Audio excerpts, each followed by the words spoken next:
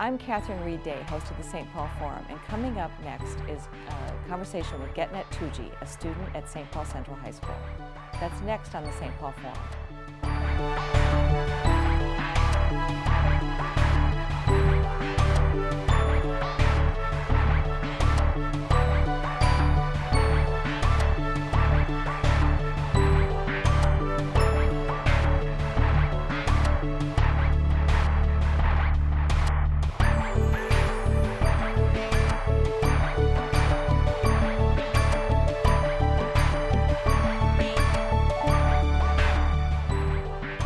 Welcome to the St. Paul Forum. I'm Catherine Reid, and joining me today is Getenet Tujhi, a student at St. Paul Central High School. Welcome. Thank you. Thanks. So Getenet, I know that you came to this country in 4th grade from Ethiopia. Would you tell us a little bit about your experience growing up? Where did you grow up, and how did you find out that you'd be leaving your home country? I was born in Addis Ababa, Ethiopia, and I grew up playing soccer at a very young age.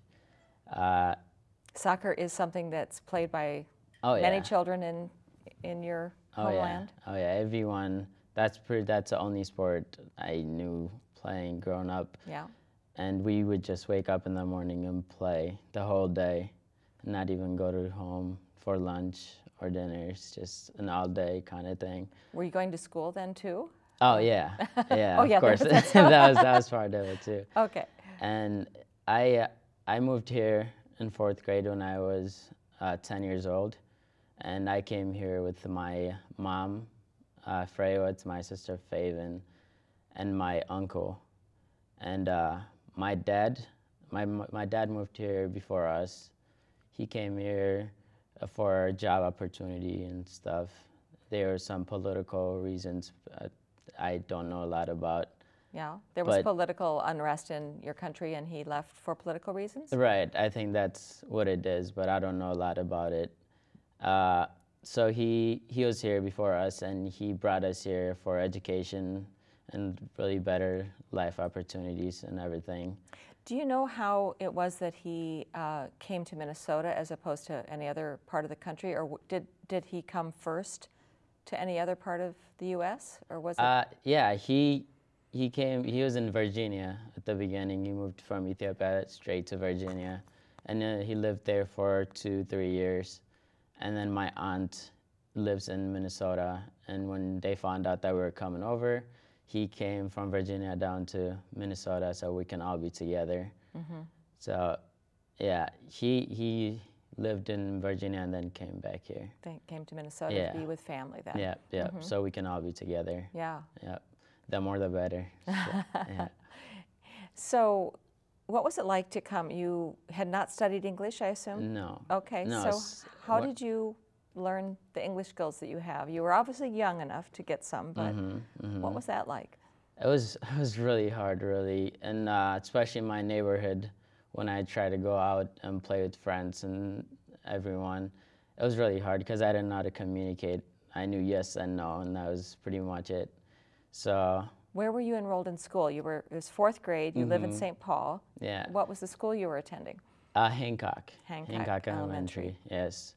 And was there an English as a second language specialty there? They called it ELL, and I was in that class for about 2 years. And then I passed a test for English language learners, and that was really fast. I passed a lot of students at learning that language. You obviously were able to catch it quickly. Was the ELL program all day, or were you immersed in regular school and then would step out a little bit for ELL? It was partial. It was like half and half. Half and half. They would have us, yeah, they were a group of kids that were in ELL. We would go in that class for a little bit, and then they would mix us with the other students. That was really helpful, just the way they were speaking and stuff. And what other countries were your peers from who were in that ELL? What were you finding there? A lot of kids from Asia, Thailand, and there. And then there were a couple from Africa. There were one from Ethiopia. And he came here at the same time about as I did. And Yeah, it was really diverse. It's from people all over the world.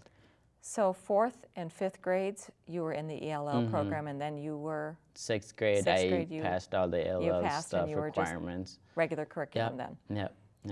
So you stepped into just being 100% English. Yeah. So your family, how your sister is how many years younger? 4? 4. 4 years younger. Yeah. So she was basically preschool. I mean, she was in either kindergarten. Yeah. So did she have the same experience you did? Yeah, she did. She did, but she didn't know how to speak Amharic at that time that well too. Okay. So she could understand what we were saying, but she didn't know how to really speak it. So it wasn't as hard for her, but she did learn it very fast. And so. She was also at Hancock then? No. Oh, okay. No, she went to Museum Magnet. Oh, okay. A different school. I don't know how we ended up splitting up, but we did, yeah. Okay. So she went to Museum Magnet for elementary school, and then she moved to Ramsey, where she is now. And how about your parents' language skills? So your mother came over with you, and your uncle, and then your father was already here. Yes. Was he learning English then too? Yeah, he was learning. He's learning now too, but he knew some English before he got here. He can communicate, and I learned a lot of things from him. He taught me a lot of stuff. So they communicate and they know. My mom recently went to nursing school, and she was able to pass that, and she got a job with that. So, yeah. So they've really been accomplished learners too. Oh, yeah. That's been part of the whole. And you're still speaking more than one language at home? Yes, yes. I understand Oromo. I can speak it a little, but I know how to write, read, and everything with Amharic. And you hope to maintain that? Oh yeah, definitely. Definitely keep that. Yeah. So you are at least bilingual and so forth. So academically then, you've been able to, I know that's a high value in your family. Can you talk a little bit about that experience? Did you know that all along, that learning was important to your family? Oh yeah, my dad was all about education. So he would push me every day to do homework, to do more than the other kids so I can accomplish big things. And I am thankful for that, to have someone like that in my life. So he was all about education, so was my mom. So when I came here, I didn't know English, obviously, so he taught me a lot of stuff. He would teach me the alphabet and reading. He'd get a book from the library and give it to me. And then, so yeah. But as time went, I was able to learn a lot of stuff, and he was working and stuff. So nowadays, he can't really help me. Yeah, it doesn't take long before you all outlearn us as adults. So I know that, so you went to, where was your junior high experience? I didn't know where you went to junior high. I went to Highland. You went to Park, Highland? Yeah, junior high school. Okay. Yep. And were you playing soccer this whole time too? You yeah, brought that love of soccer with you, so was that part of your experience too? Yeah, that's actually when I started playing soccer, 7th grade. And that was I don't know, it was really nice at the beginning. It was hard getting to know new kids and stuff. And then, they were like a group of kids that already knew each other and stuff. And I was like new to that environment, and I had to be friends. And are you with talking them. about that at the actually at the junior high? Or Yeah, are you talking the about junior the club? high. So at the junior high, they had already been playing together. Right, yep. And I was a new kid joining their team, so they didn't know how good I was and stuff. But it was a nice surprise. They thought you were pretty good? Yeah. And so that was helping the team? Yep, and we got along, and we're still friends now. Yep. Yeah. And at some point you started playing club soccer. How did that come about? Would someone identify you as a talent and invite you to join the team? It was one of my friends. His name is Fitzum, and we play together. I'm really good friends with them, and we would play in the neighborhood and everything. And other kids that play soccer in the neighborhood were joining club soccer. So he was like, you have to join and see what you can do. So he was the one that pushed me towards joining a club team. And for people who don't understand the club teams, because I didn't understand it, having not had an athlete before, but you're both playing inside the school system and the what I want to say, inner city program, but then there are these the clubs are geared toward a more competitive play, and people pay to go do that. And just describe a little bit about that club experience so that you understand. For a club, you have to pay a certain amount of money to join, but for high school, it's just tryouts, and then after you try out, you're just part of the team, and then you just play. But for a club, there's traveling money and just like equipment and everything. So I don't pay a lot for a club. I get scholarship. Yes, you've been supported because of your skills and so it's not just about, it's not only if you have the money to do it. Some students do get supported. Oh, definitely, they give you that.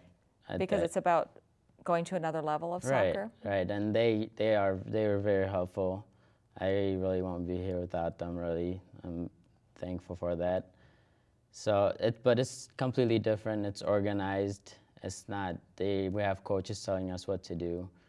And so that's helpful.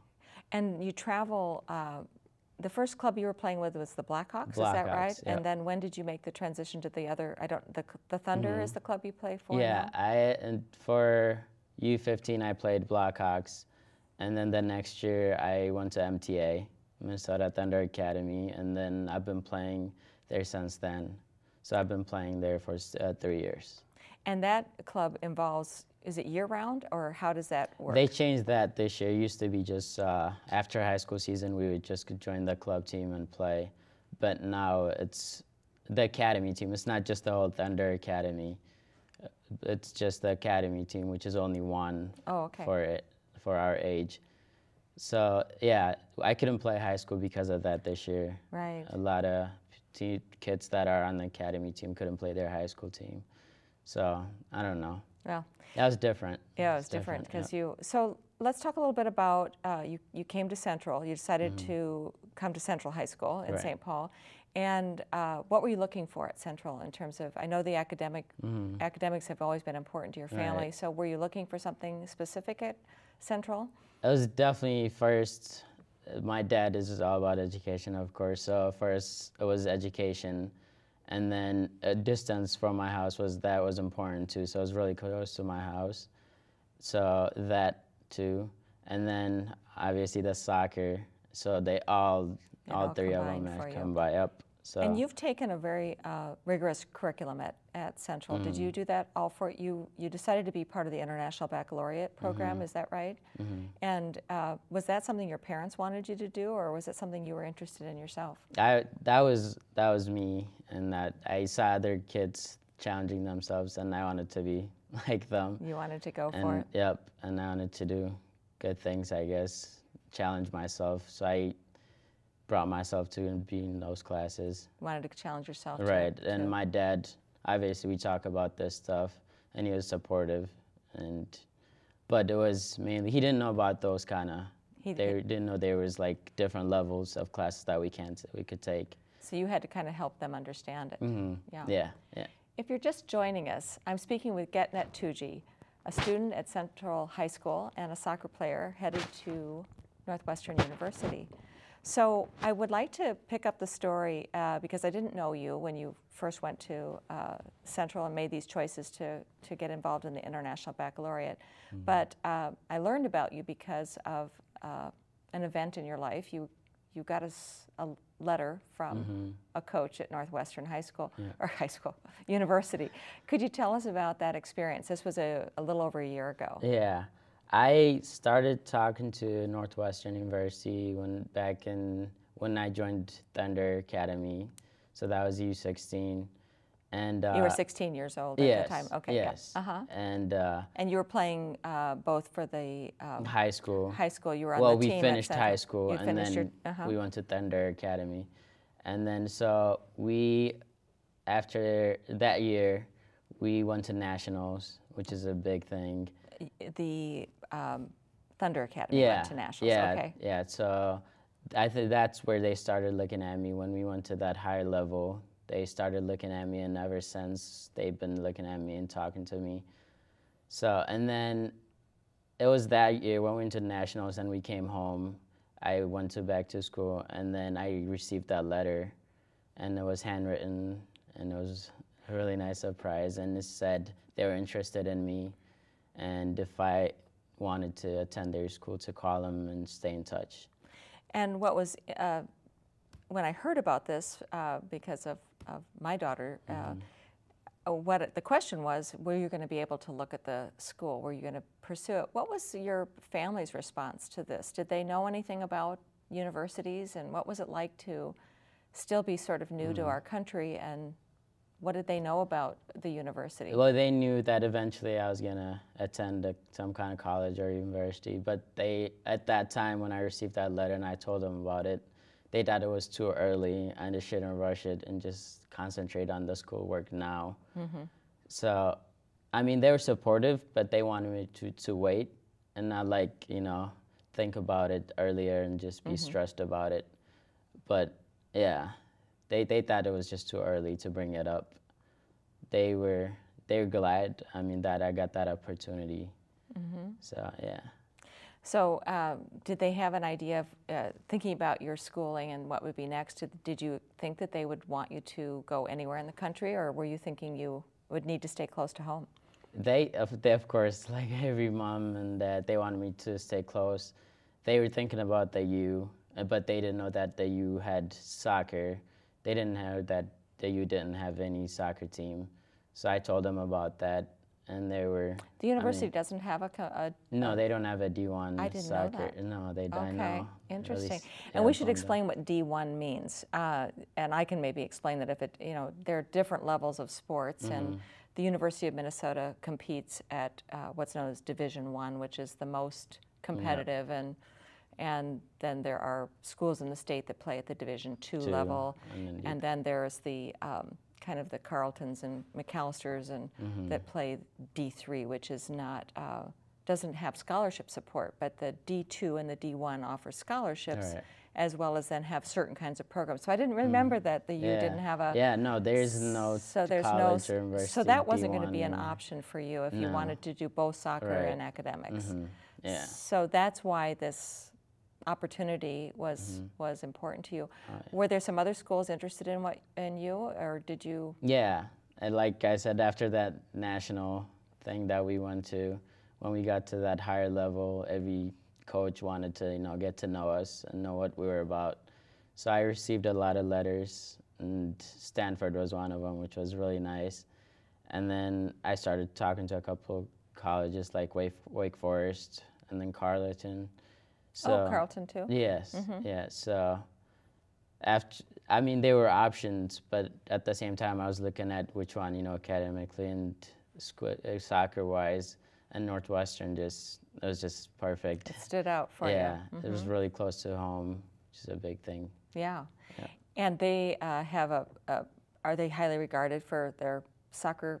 They're highly regarded as a university and an academic program, and maybe you could talk a little bit about what your goals are around what you want to do academically too, as a next step. Well, I want to be a doctor, and that was I've been interested in that since I was a little kid, and my parents really want me to be a doctor too, so that's kind of nice that it fits. But I want to go in the pre-med and study pre-med, and I don't exactly know what kind of doctor I want to be, but that's what I'm interested in. You're going to be a very busy person. Yeah. Because the D1 athletes have to really commit. I mean, we can say you've been offered a very generous scholarship to go to Northwestern. One of the reasons we wanted to talk to you is you just signed your letter of intent to go there. So. But how do you think it's going to be to juggle that rigor of what they're going to expect of you as an athlete, as well as your goals academically? How do you plan to address that? I don't know. It's going to be really hard, but I think I'm planning on taking less credits freshman year and really concentrate on soccer, because I'm receiving a lot of scholarship for soccer. And I don't know. I mean, I have to find a way to fit both of them and do really good and accomplish good things with both. But I think freshman year, I'm gonna concentrate more on soccer, but definitely not forget about school too. So I don't know. Figure out a way to balance it. Yeah, And definitely. it sounds like, too, just based on some of what I heard, are you thinking you're going to come back here in the summers and study at the university then? Yes. Pick up some credits here? Yes, that's the thing. If I take less credits, I'll be able to take classes here and, you know, make it up for what I'm not taking my freshman year.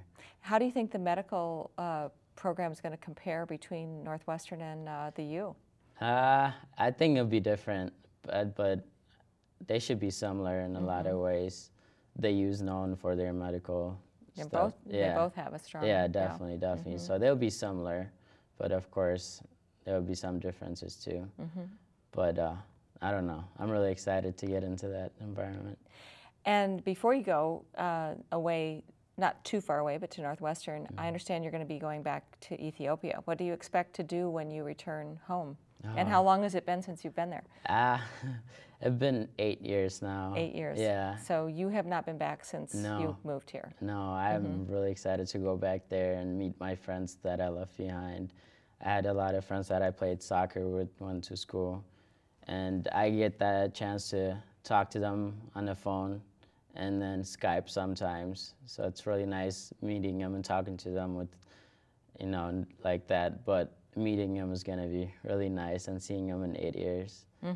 So I'm really excited. I don't know what I'll be doing there, but I'm sure it's a lot of just definitely do soccer and hang out with friends and relatives and everything. And your parents have been back. Your mother's, is she gotten She back? just got She back just got back. She spent Saturday. a month there? Yeah. And what was she doing there?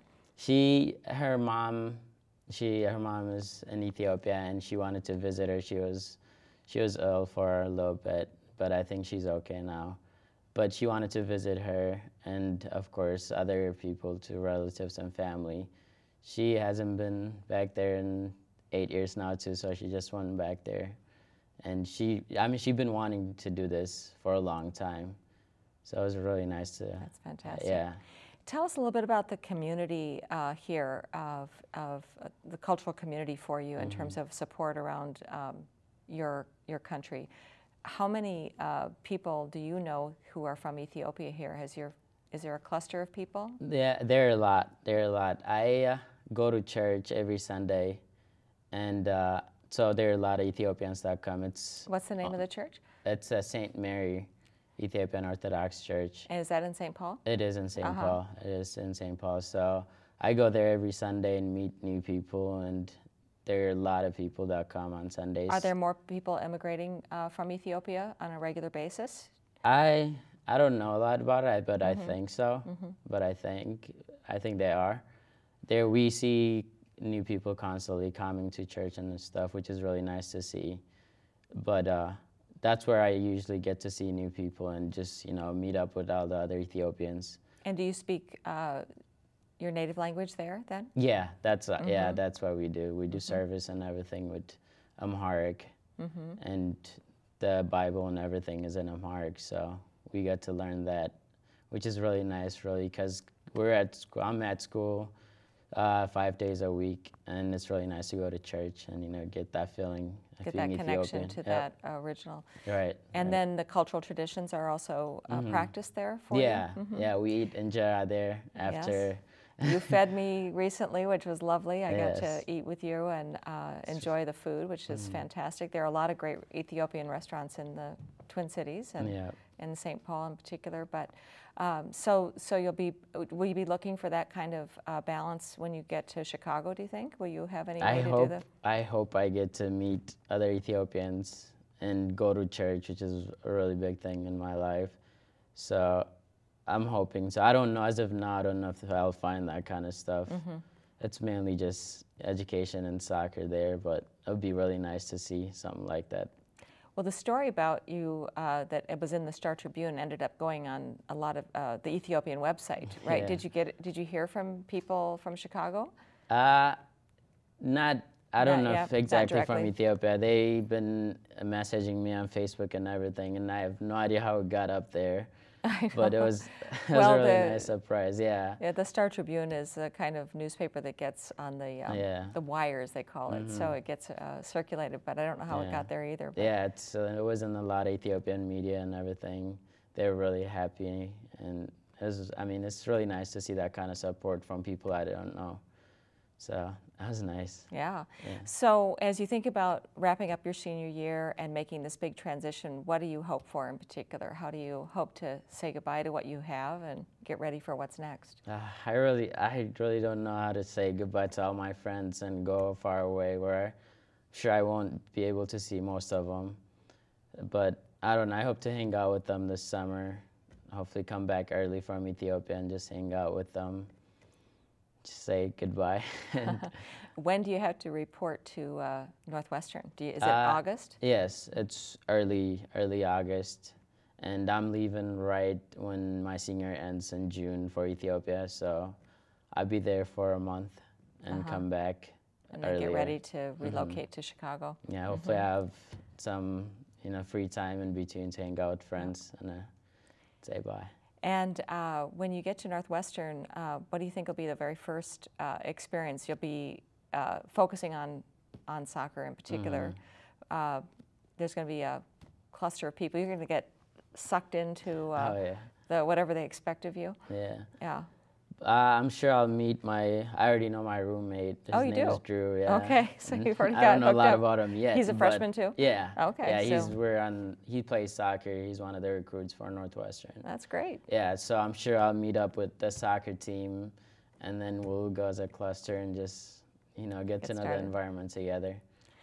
And do you think, how are you going to stay connected to home and to the people here who, you're going to be an inspiration for your sister certainly and for others pursuing both high-level soccer and such a rigorous academic program. Do you have any ideas about how to continue to motivate the people that you leave behind?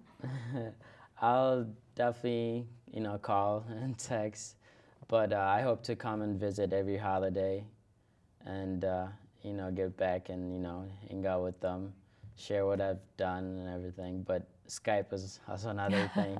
So I hope to Skype, my friends and family when I'm there. And if it's okay, if someone would like to contact you or stay in touch with you, you've got a page on the Minnesota Thunder Academy website, right? Yeah, there's my email and my phone number. So you have a profile as an athlete. And is that going to be a way that people can follow your career? Well, now Possibly. It's not going to be Minnesota Thunder anymore. Of course, it's going to be the Northwestern. And there's a profile page. Oh, for you at Northwestern? Yeah. Okay. Yeah. So they can find you there. And say NU men's soccer, I'm sure he'll pop up. Yep. Thank you. Thank you, Getenet. Thanks for telling us your story. Thank you for having me. That's all we have time for. Be sure to come back again next week for the St. Paul Forum.